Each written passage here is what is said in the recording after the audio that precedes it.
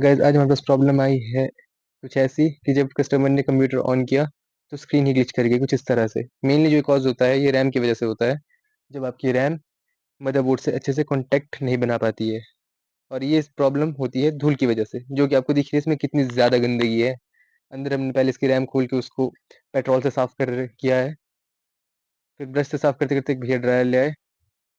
इसमें बहुत गंदगी थी, मतलब जो मैंने ब्लैक कलर की जैकेट पहनी थी इसकी वाइट कलर की लग रही शेड पड़ गई थी उस पे, जैसे कि आपको वीडियो में दिख रहा है।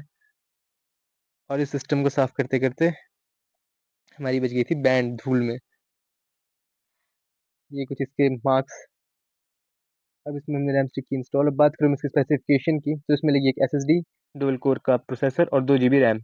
एक एक GB की स्टिक्स लगी हैं ये। जब हमने विंडोज़ ऑन की तो इसमें थी विंडोज़ 7। तो आज की वीडियो में सिर्फ इतना ही। Thanks for watching. Make sure कि आप हमारे चैनल को कीजिए सब्सक्राइब।